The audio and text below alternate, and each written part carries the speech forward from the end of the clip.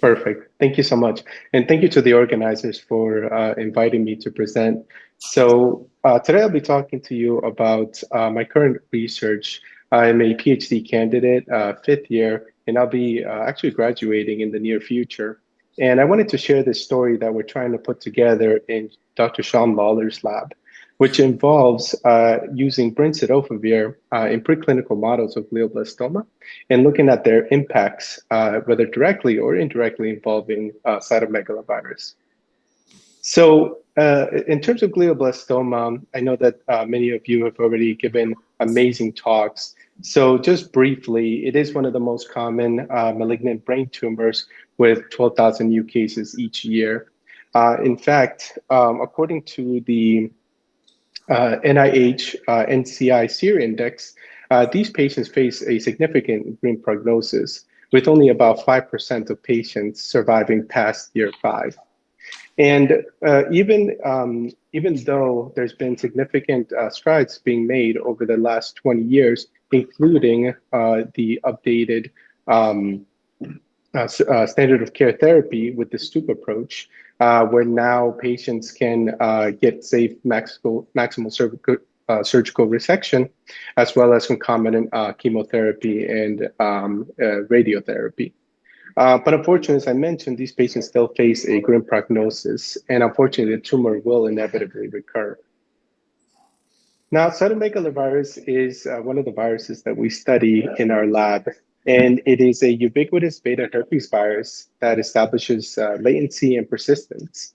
In fact, nearly 60 to 90% of the world's population has encountered the virus at one point or another in their life. So the virus is actually a very large virus. It encodes approximately 200 genes, and it's actually got its name from the Greek words cyto, as in cell, and megalo, as in enlarge. And one of the pathological features of this virus is these occlusions that occur where these cells enlarge, and you can see in the nucleus, they seem that there's this apparent enlargement of the nucleus and the cell as well. So in terms of the transmission and the pathology, so this virus is widespread. It uses a lot of different receptors in order to enter different host cells. It particularly infects fibroblasts, but several studies have also indicated that it can infect epithelial as well as myeloid-derived cells. And after primary infection, this virus can hide within different reservoirs, primarily the salivary glands. But as we now understand, there's also seems to be a latent reservoir potentially in the brain, as well as in the lung, liver, and several other tissues.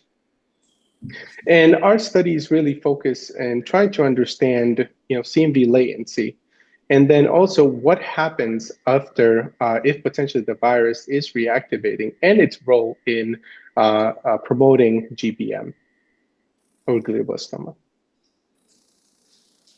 So we published this review now 2 years ago, where we demonstrated that indeed a lot of the genes that are expressed by cytomegalovirus and these genes and proteins that have been found within the tumor microenvironment are able to induce several of the cancer hallmarks. And these are several studies that were done in vitro that demonstrate that indeed this virus has a significant role in immune evasion, for example, in growth suppressor genes, angiogenesis. So one of the things that we asked is whether CMV is actually prevalent in GBM. And I don't think I need to sort of explain too much on this, but this study that was published by Dr. Cobbs several years ago now significantly highlights the importance of the presence of cytomegalovirus in GBM clinical specimens. In fact, here you can actually see in these two GBM specimens, they were able to clearly, by IHC, find the presence of the virus. However, it was not present in the non-tumor cells. We actually published a study a couple of years ago, and in this study, we actually showed similarly that by IHC staining of IE1, we were able to find the virus as well. as well as looking in by immunofluorescence staining. So the question then remains, does CMV infection actually result in worse clinical prognosis? And a couple of years ago, there was this very nice study that was actually published where by Foster et al., where they showed that if you are IgG seropositive, as in you have been infected with CMV at some point, and you have a GBM, you have significant worse prognosis compared to these individuals who have not encountered or were IgG seronegative for this particular virus. And currently, there's several different approaches trying to look at cytomegalovirus-based therapies. Several of those are whether looking at the virus in an immunostimulatory approach or using drugs such as antiviral drugs in the case of valganciclovir, which is the first-line treatment for CMV infection, and trying to understand whether this drug is actually has any clinical benefit in these patients. So my research really focuses on two aims. The first one is to determine the effects of the antiviral drugs on Brincidofovir in CMV-infected GBM cells. And the next is to assess the effects of the antiviral drug treatment in the mirror models of GBM. So as I mentioned, we work on Brincidofovir, and Brincidofovir is the structure of the drug is here. It was actually modified with this lipid tail, which allows it to enter cells more readily and is more bioavailable. So you now can use you can give doses significantly lower of Brincidofovir and still attain high levels of cidofovir within these cells. Once Brincidofovir enters the cells, the lipid tail is cleaved off by phospholipases. And after that, it can be phosphorylated by cellular kinases to prevent viral replication. And as was mentioned earlier, this drug is already FDA approved for smallpox infection. So it is clearly safe to use in humans and clinically translatable. So in the lab, we use several different models of GBM, mouse models of GBM. And here, I'm just highlighting two of them. Of particular interest to us is the GL261 model and the SB28 model. So the GL261 model, we've actually published a couple of years ago. And in that study, we showed that if you infect pups with CMV, you implant a tumor, these tumors are significantly larger. They have they're more angiogenic, and the mouse survive significantly, have significantly declined, and have lower survival compared to naive counterparts. Here, I'll be talking about another model. This is the SB28 model, and the SB28 model was genetically engineered. In fact, it actually seems to be preferable to the GL261 model because it has a lower mutational burden and is also not responsive to immune checkpoint blockade therapy. So first, we started this study where we tried to replicate what we initially showed a couple of years ago in the GL261 model. So what we did here is we took pups, we infected them with MCMV. We waited for the virus to go latent in these tissues and took a blood sample to ensure that they no longer had circulating virus. At 14 weeks of age, we implanted these SB28 tumor cells intracranially, and then we monitored for survival and tumor progression. And what we found is that similar to what we previously reported, in this model, we saw that all the CMV positive mice actually their survival was significantly lower compared to the naive counterparts. So next we asked, well, can we use the antiviral drug that targets Brincidofovir and potentially aid in this and reverse this phenotype? And interestingly, we did this study where we similarly infected the new mice. We waited for the virus to go latent. And then at 14 weeks, we implanted the tumor cells, and then we treated them 2 times per week with Brincidofovir. And similar to what we found before, we saw that these CMV-infected mice had significantly lower survival compared to the naive counterparts. But what we found really interesting was that the mice that were treated, both the CMV-infected and the CMV-uninfected, had significantly prolonged survival compared to their untreated counterparts. So this was actually really exciting for us because it's the first time we've actually shown that not only does this drug seem to prevent the tumor from growing, but it also seems to prolong survival. And so we asked, how is it doing this? So first, we wanted to actually take a look at the immune composition of these tumors. So we took at endpoints, we took these tumors, and then we performed CyTOF analysis. So in order to understand what the immune landscape of these tumors is. And if you actually look here, when we compare the naive tumors compared to the CMV positive tumors, what we find is that there's a significant proportion of CD8 positive T cells in these tumors, as well as potentially a trend towards increasing CD4 T cells, and also a significant reduction in arginase positive macrophages. And what this suggests is that the tumor after CMV infection may be more inflammatory, and this inflamed tumor microenvironment may be what is driving that tumor progression in these significant clinical decline in these mice. When we treated these mice, when we looked at the mice that were treated with Brincidofovir, either in the context of CMV or without CMV, what we found is that we no longer saw these differences. And instead, what we saw was this trend towards an increasing B cell, potentially suggesting that there may be some memory involved after this treatment. So then we went in vitro and we started to look at what could potentially be the reason why this drug appears to provide this clinical benefit.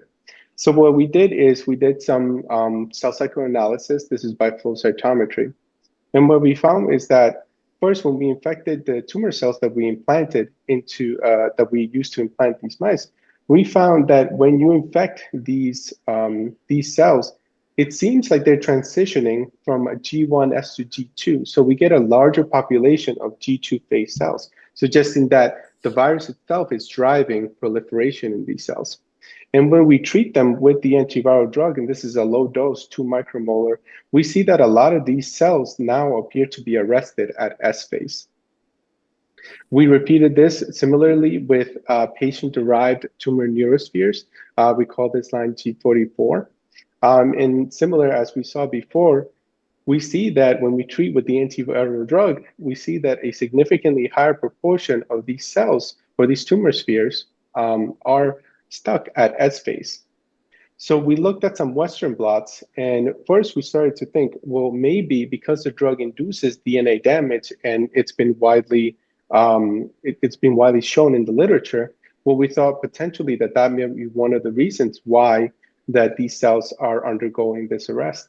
And in fact, that was true. When we plotted for gamma H2AX, which is a marker of DNA damage, what we saw is that as you increase the concentration of Brincidofovir from 2 micromolar or 10 micromolar, you can see that the amount of DNA damage increases significantly. And this was true in the SP28 cells as well as in the G44 tumor neurospheres. So next we asked, well, this should also be true for other patient-derived GBM cells. So what we did is we looked at single spheres, we grew them in a dish, and these cells express GFP. So you can clearly see when they're actually dying, you can see the reduction of the GFP signal. And as you increase the amount of Brincidofovir, you can see that these cells no longer grow. In fact, they're looking like they're essentially dying off. And this was true in the context of CMV infection and without CMV.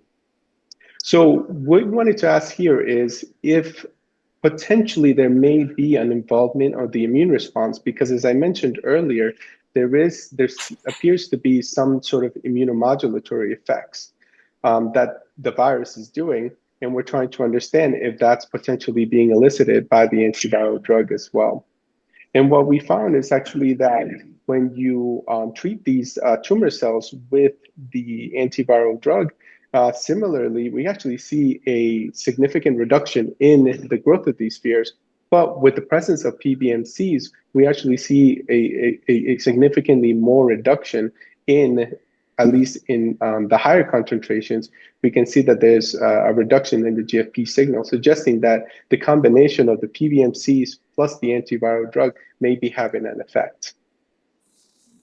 So this is really exciting for us because we're trying to really understand why is it that potentially the virus may be promoting GBM progression, and essentially understanding why it does this and trying to describe it. So what we did next is we took these patient-derived neurospheres, and we performed we looked at the proteins and the proteome, and what we found is that in these, when you infect these cells with CMV, you can actually see that there is a significant upregulation of several proteins that were described in the literature as being pro-tumorigenic. These include IRGAP12, SLC A4.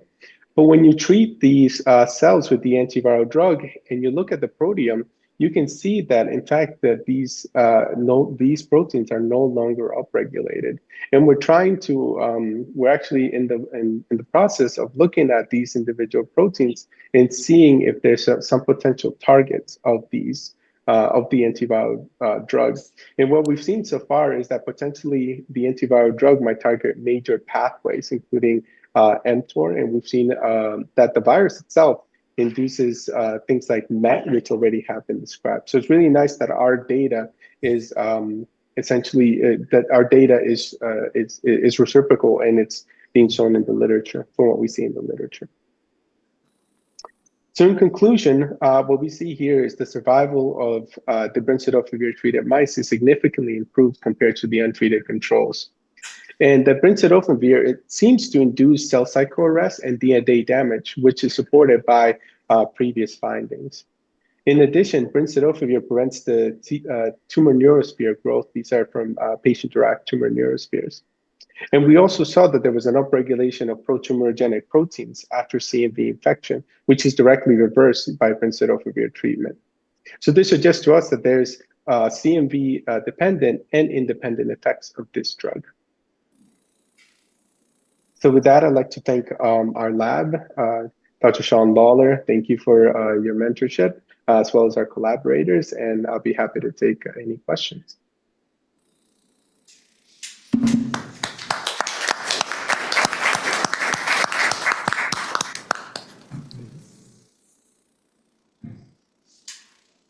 All right. No, I know it's a little later on that coast, so thank you again for sticking around and joining us. Really beautiful series of experiments to demonstrate this narrative. I'll be curious to see where this ends up. Good luck with your PhD, and I'm sure you're rooting for New England, and we'll forgive you for that. Yes. All right.